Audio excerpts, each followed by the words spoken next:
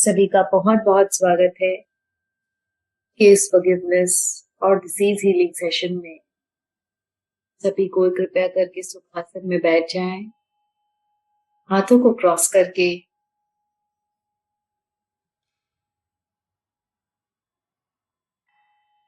आंखों को बंद करके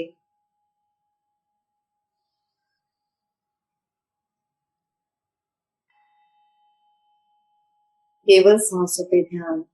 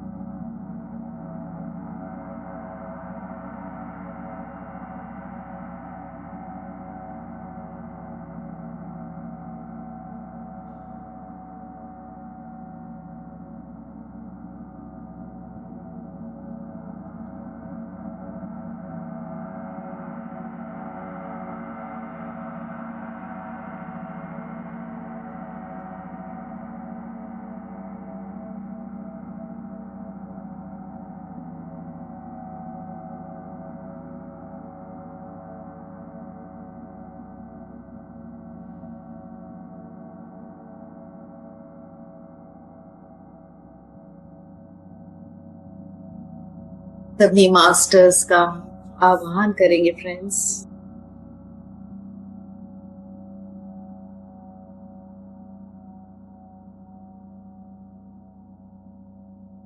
ब्रह्म ऋषि पितामह भाष्पत्री जी का आह्वान करेंगे।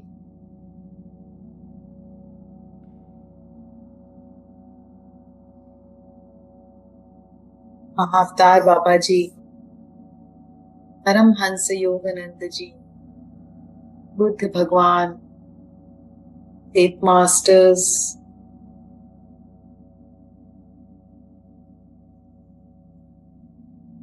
क्राइस्ट कॉन्शियसनेस, व्यास मास्टर्स, सप्त ऋषि मंडल,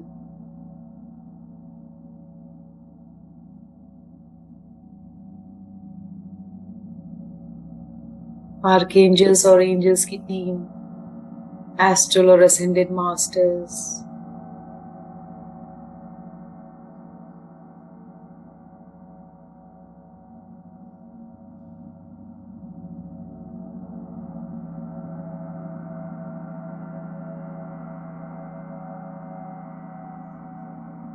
न जाने कितने ऐसे अनगिनत मास्टर्स हैं अन्य ग्रहों से जो हमारी धरती पर हमारे बीच ही हमारे साथ चल रहे हैं, पर हमें नहीं पता कि वो अन्य ग्रहों से आए हैं। वो हमारी आत्मा की उन्नति के लिए, हमारे सोल के प्रोग्रेशन के लिए, हमारी अर्थ के एसेंशन के लिए हमको सपोर्ट करने और हेल्प करने यहाँ आते हैं। सभी की कॉन्शियसनेस का हम आह्वान करेंगे। इस फॉरगिवनेस की प्रोसेस में हम न जाने कितने जन्मों के कर्मों से मुक्ति पाते हैं, माफी मांगते हैं। इन सारे मास्टर्स की मौजूदगी में ये प्रोसेस हमारे लिए बहुत सिंपल हो जाता है। सारे मास्टर्स को बहुत सारा ग्रैटिट्यूड, मन में इनके लिए बहुत सारा आभार भर के, अपने आप को समर्पण करके, अपने जीवन की ये जो परिस्थिति है जो हमको खाए जा रही है, उस परिस्थिति से ऊपर उठकर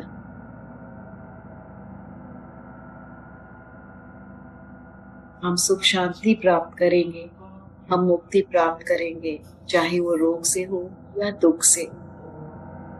और हम जरूर करेंगे फ्रेंड्स, ये हमारा संकल्प है। हमें सेठ मास्टर्स ने सिखाया है कि जो हम चाहे जीवन में वो हम पा सकते हैं।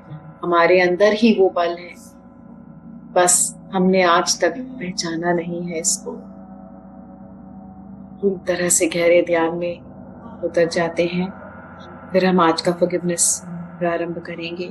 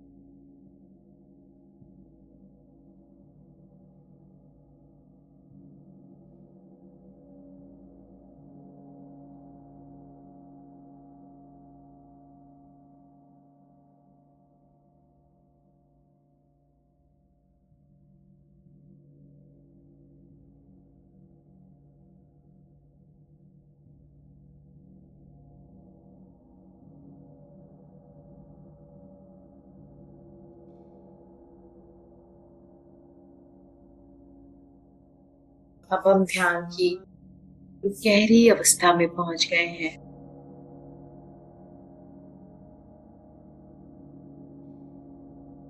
सबसे पहले हम अपने हायर सेल्फ को अपने ध्यान में आमंत्रित करेंगे और उसको ध्यान में बैठाएंगे। उसके बाद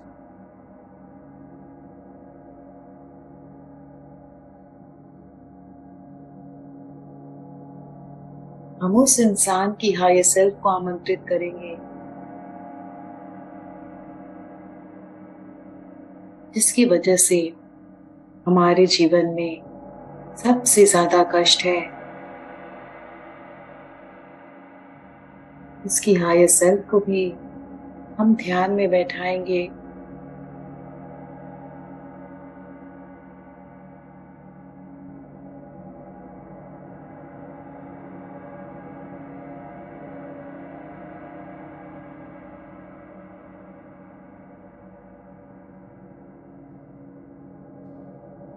इनके अलावा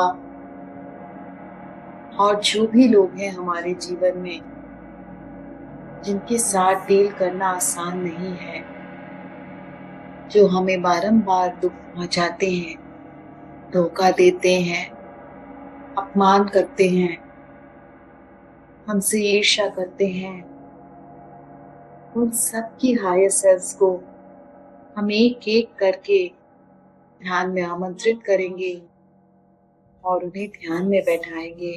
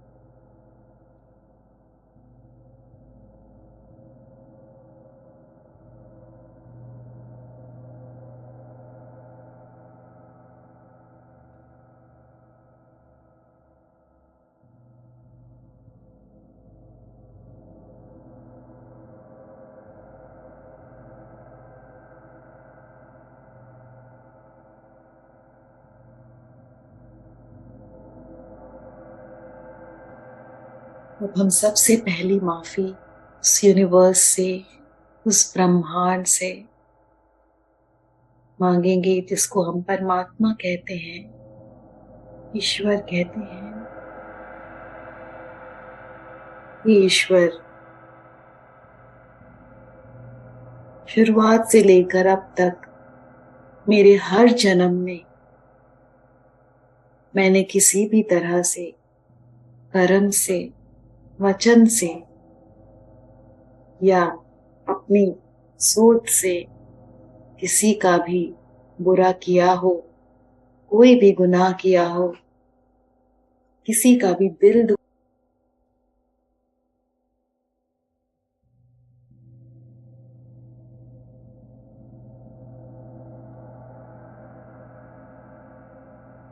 उन सभी गुनाहों के लिए मुझे माफ कर दीजिए।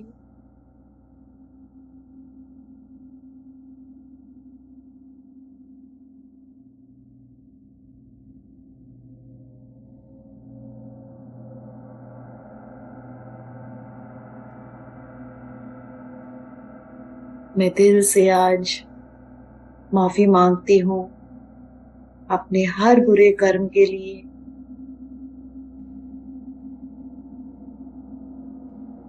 उन्हीं कर्मों की वजह से आज ये परिस्थिति मेरे साथ है, चाहे वो कोई रोग के रूप में हो या कोई रिलेशनशिप के रूप में हो या कोई कष्ट हो या कोई भी दुख हो।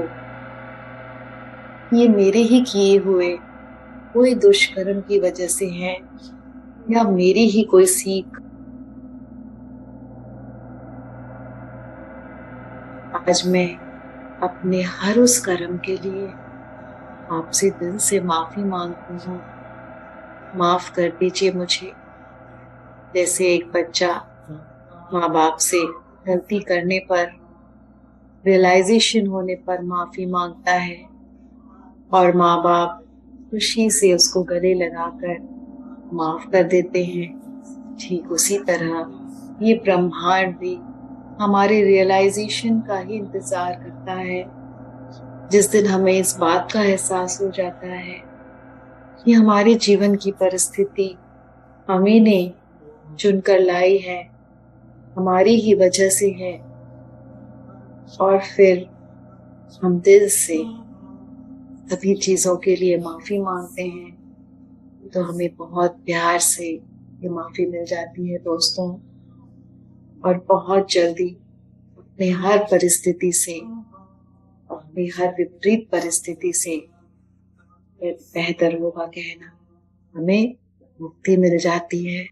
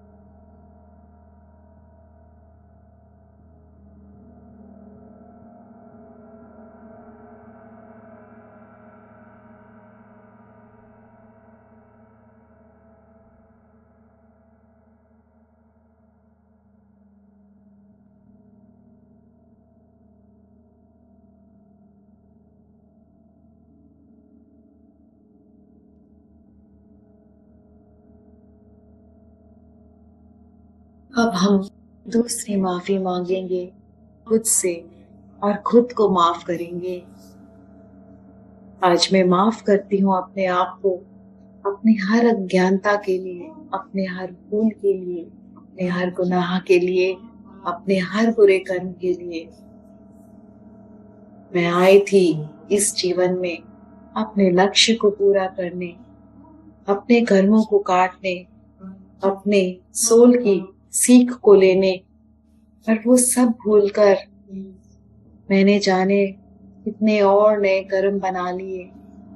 कितना कोसा है मैंने सामने वालों को, ऊपर वाले को, अपनी किस्मत को, कितना बुरा भला कहा है मैंने उनके बारे में सबको, ये जाने बगैर इस परिस्थिति का कारण मैं स्वयं हूँ। मुझे अपने हर उस भूल के लिए, हर गलत फहमी के लिए आज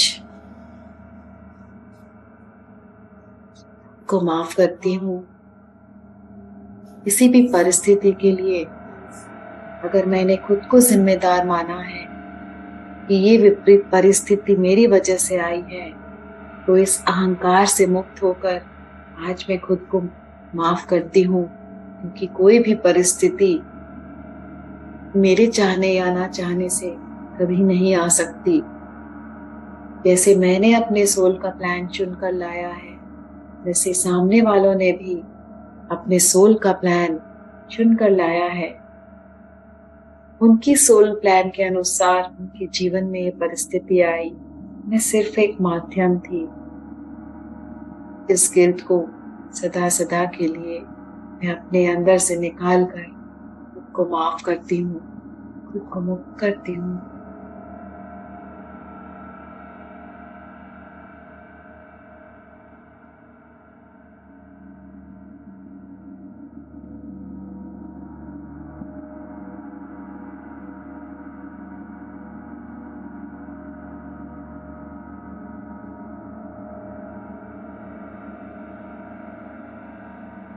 और तीसरी माफी हम उन सामने वालों से मांगेंगे, उनकी हायर सेल्फ से मांगेंगे जो ध्यान में बैठे हैं, जिनको हमने आमंत्रित किया है और ध्यान में बैठाया है। माफ कर दीजिए मुझे। न जाने किस जन्म में मैंने आपके साथ क्या बुरा किया है, मुझे वो तो याद नहीं, पर मुझे ये जरूर पता है उसी कर्म को काटने के लिए आज आप ऐसा व्यवहार मेरे साथ कर रहे हैं।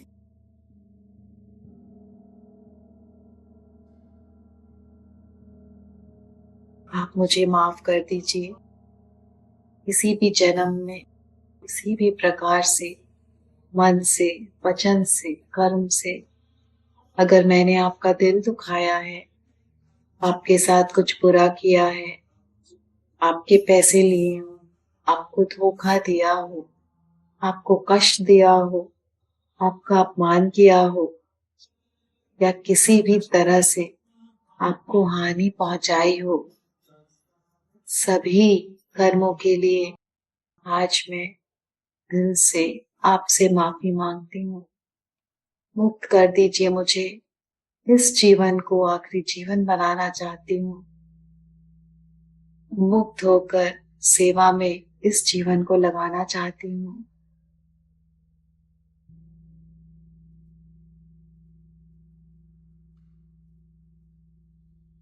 मैंने भी आपको आपके हर बुरे व्यवहार के लिए माफ कर दिया। आज मेरा दिल आपके लिए पूरी तरह से साफ है। मैं आपको परमात्मा की सारी शक्तियां भेजती हूँ। मैं आपको परमात्मा का सारा प्यार भेजती हूँ और मैं आपको अपनी सारी दुआएं भेजती हूँ। आप हमेशा खुश रहिए और उन्नति कीजिए और मुझे मेरी हर गलती के लिए माफ कर दीजिए। मैं दिल से क्षमा मांगती हूँ। आइए हम एक दूसरे को मुक्त कर दें और इस जीवन को आखिरी जीवन बना लें। कब तक ये खेल खेलते रहेंगे? किसी जन्म में मैंने आपका बुरा किया, किसी जन्म में आपने मेरा। अगर इस जीवन को आखिरी नहीं बनाएंगे, इस जीवन में एक दूसरे को माफ नहीं करेंगे, तो न जाने कितने जन्म और लेने पड़ेंगे और ये खेल अनंत समय तक चलता ही रहेगा, चलता ही रहेगा। मैं इस अनंत खेल से मुक्ति चाहती हूँ। मुक्त कर दीजिए मुझे। मैंने आपको माफ किया, आप भी मुझे माफ कर दीजिए।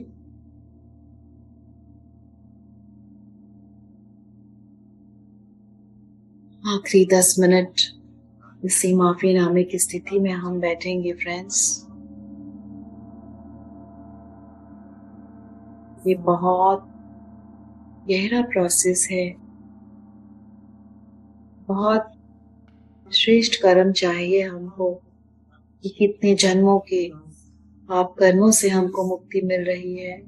इसके लिए मन में आभार सारे मास्टर्स के लिए।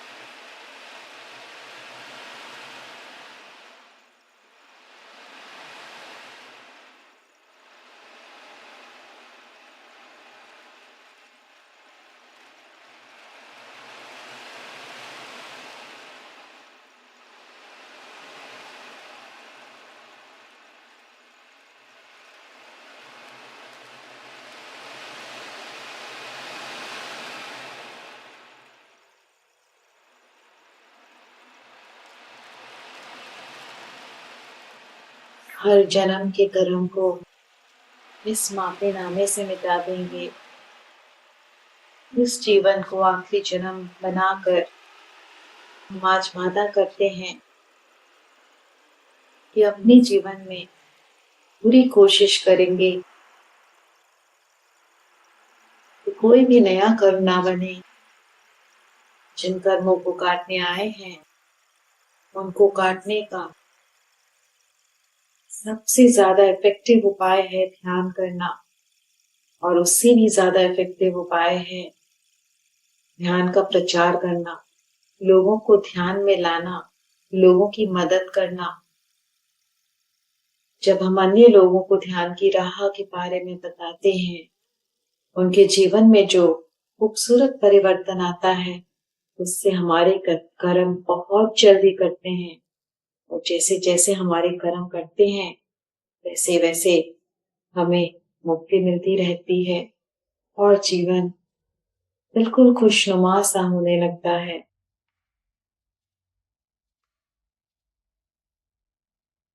जितना हो सके इस माफीनामे के बारे में लोगों को बताएंगे, इस ध्यान के बारे में लोगों को बताएंगे, लोगों को जोड़ेंगे, उतनी जल्दी उन कर्मों से मुक्ति मिलेगी। आखिरी 2 मिनट इसी माफीनामे की अवस्था में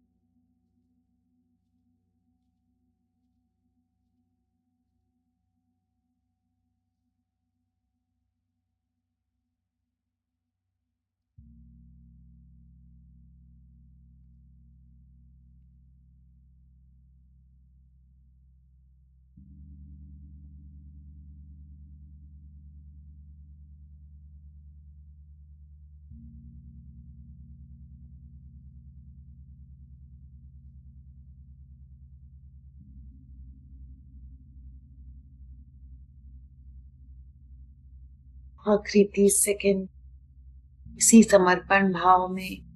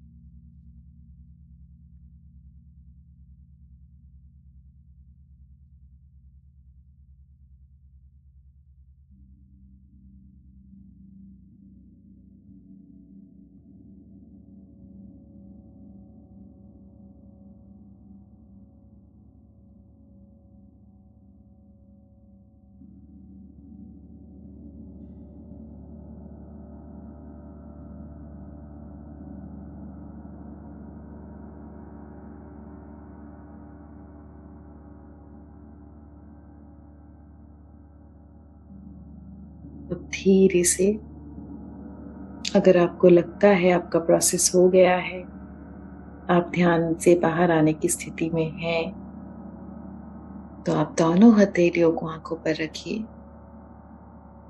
और एक प्यारी सी मुस्कान के साथ, एक हल्केपन के साथ, मन में प्यार और आभार भर के आंखें खोलिए। बहुत बहुत ग्रैटिट्यूड उस यूनिवर्स को